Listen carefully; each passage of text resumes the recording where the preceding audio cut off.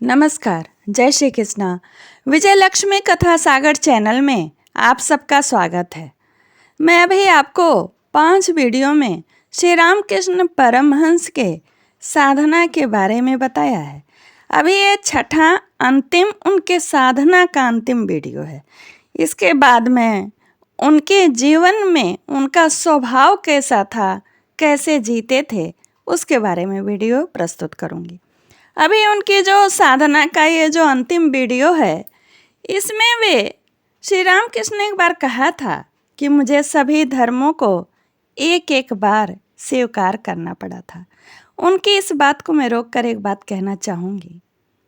श्री रामकृष्ण परमहंस उसी तरह थे जैसे किसी को मिठाई बहुत पसंद हो तो मीठा नाना प्रकार के विभिन्न प्रकार के मिठाइयों को खाने की कोशिश करे और उसका स्वाद पाने की।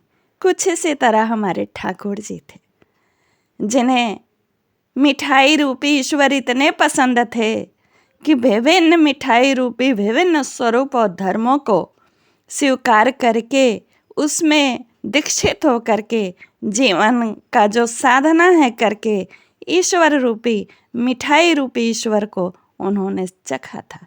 और अंत में अपने जो उनके अनुभव थे ईश्वर के प्रति और विभिन्न धर्मों के प्रति, उन्हें हम भक्तों के लिए, समाज के लिए, लोक के हितार्थ व्यक्त भी किया था अपने भक्तों के सामने, और जिसे उनके भक्तों ने लिपिबद्ध किया।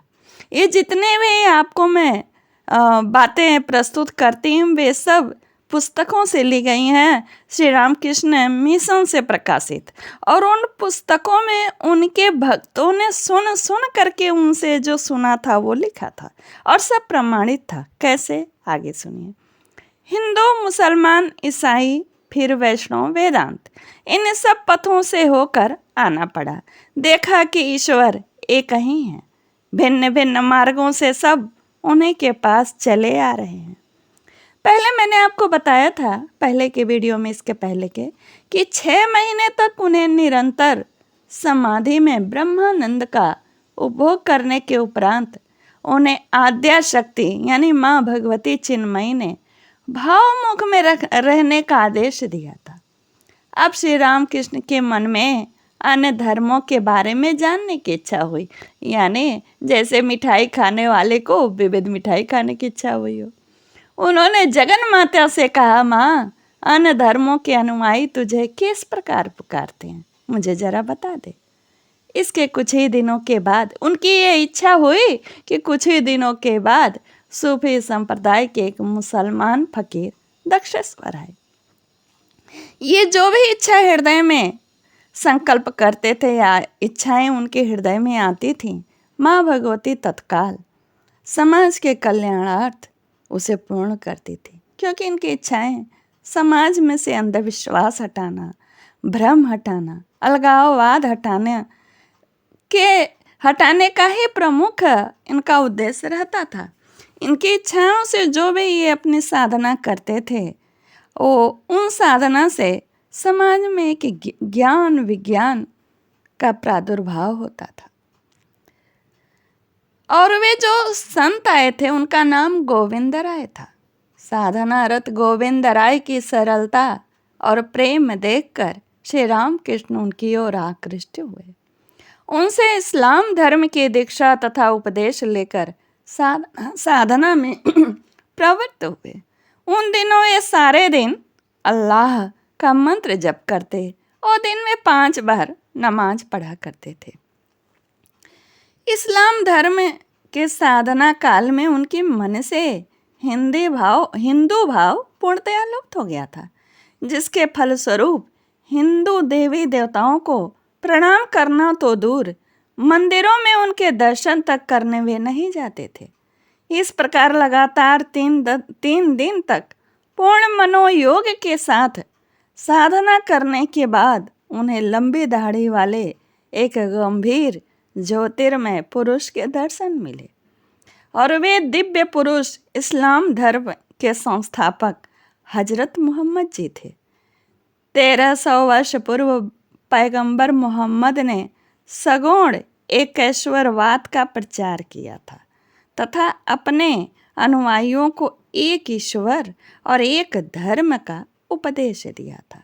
वहीं एक ईश्वर वेदांत दर्शन में निराकार सगुण ब्रह्म के रूप में जाने जाते हैं। ध्यान दीजिएगा, अर्थ समझिएगा। निराकार बोला जा रहा है यहाँ। एक ईश्वर वेदांत दर्शन में निराकार सगुण ब्रह्म के रूप में जाने जाते हैं। इस्लाम धर्म में श्री रामकृष्ण की सिद्धि द्वारा यह सिद्ध होता है कि हिंदू धर्म और इस्लाम में भेदभाव बेकार है। वेदांत के आलोक में यह भेदभाव दूर हो सकता है। महाराज, एक बात और बताना चाहूँगी कि जब ये दीक्षित हुए थे मुस्लिम संप्रदाय, सूफी संप्रदाय में, और अल्लाह अल्लाह जपते थे, तो उस समय उनकी सारे इच्छाएं भी वैसे ही हो गई थी। जैसे मुसलमान लोग खाना खाते हैं वैसा खाना मांग करते थे। तो एक मुस्लिम रसोइया आया और जो वहाँ पंडित जी खाना बनाते थे उनकी देख रेख में वो ब्राह्मण देवता खाना बनाते और ये लहसुन प्याज खाने के लिए मांगते, चूँकि ठाकुर खाते नहीं थे लहसुन प्याज। लेकिन रसोइया बेचारे क्या करें, जिस तरह वो मुस्लिम रसोइया बताते थे यत्न करके वैसे ही तीखे मसाले वगैरह डाल के बना के देते थे। इनका धर्म भी बचा और इनकी इच्छाएं भी पूरी हुई। उस समय क्योंकि उनके अंदर इस्लाम धर्म की दीक्षा लिए थे सूफी संप्रदाय के मुसलमान फकीर से, तो उनके अंदर सारे भावनाएं वही आ गई थी। अब ये घटना लगभग 1.5 वर्ष की हो चुका था। तो एक दिन श्री रामकृष्ण ने व्याकुलतापूर्वक माँ भवतारिणी से कहा, माँ, मैं देखना चाहता हूँ कि तेरे ईसाई भक्त तुझे किस प्रकार पुकारते हैं, मुझे ले चल। कुछ दिन बाद ही उन्हें कलकत्ते जाकर एक गिरजाघर के द्वार पर खड़े होकर उनकी उपासना देखने का एक अवसर प्राप्त हुआ। श्री रामकृष्ण ने लौटकर भक्तों से कहा था, मैं खजांची के भय से भीतर नहीं गया। सोचा कि यदि वह फिर काली मंदिर में ना घुसने दे। दक्षिणेश्वर में ही काली मंदिर के दक्षिण की ओर यदु मलिक का मनोरम उद्यान भवन है।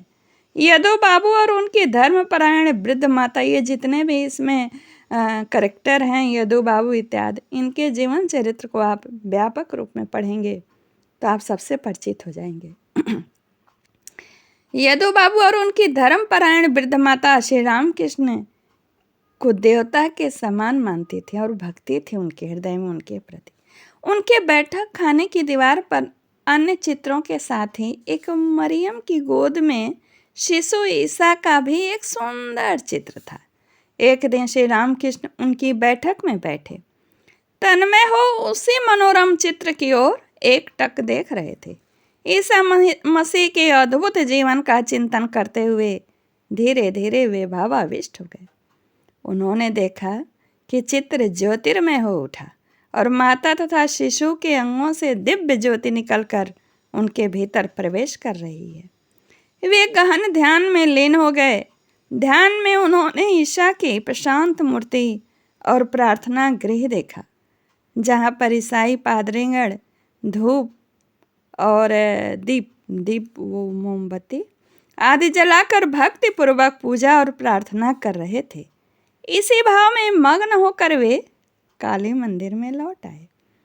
यह जो उनकी दर्शन की ईसा की प्रशांत मूर्ति को जो उन्होंने देखा था, उसका जो भाव तन्मयता उनके भीतर थी, वे 3 दिन तक बनी रही। इस अवधि में काली मंदिर में जाने की बात वे बिल्कुल ही भूल गए। तीसरे दिन वे भाव विभोर हो पंचवटी के नीचे टहल रहे थे। उन्होंने देखा एक सुंदर गौर वर्ण देव मानव चारों ओर प्रकाश बिखरते हुए उन्हीं की ओर बढ़े चले आ रहे हैं। उनके मुखमंडल पर देव भाव और विशाल नयनों के ऊपर करुणा झलक रही थी।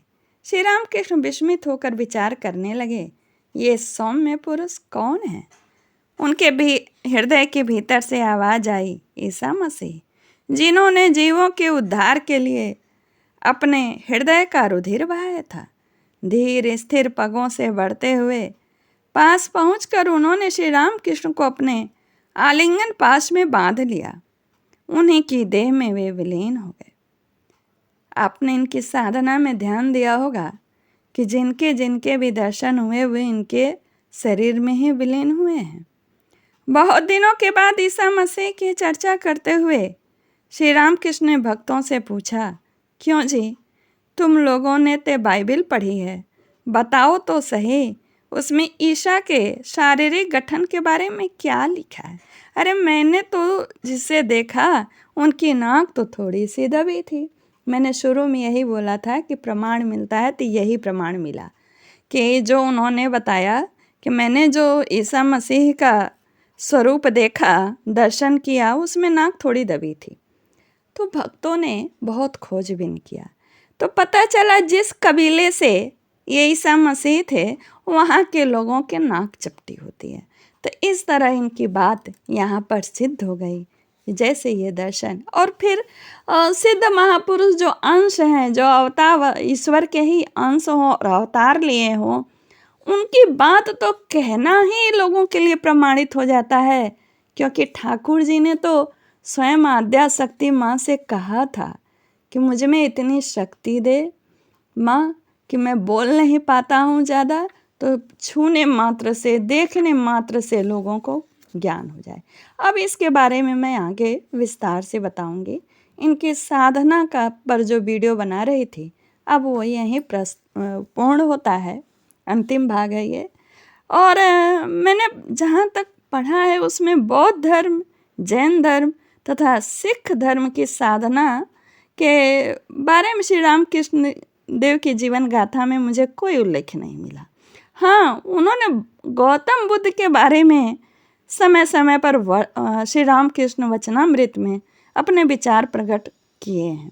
बुद्ध देव के संबंध में मैंने एक जगह पढ़ा था कि वे कहे कि वे दशावतारों में से एक थे। ब्रह्म अटल, अचल, निष्क्रिय और बोध स्वरूप है। बुद्धि जब इसी बोध स्वरूप में लीन हो जाती है तब ब्रह्म ज्ञान होता है और तब मनुष्य बुद्ध हो जाता है। और जैन धर्म के प्रवर्तक तीर्थंकरों तथा सिख गुरु नानक देव के प्रति भी उनकी श्रद्धा अपार थी। और अब यह यहीं पूर्ण होता है। नमस्कार, जय श्री कृष्णा। कैसा लगा कमेंट्स में ज़रूर लिखिएगा। धन्यवाद।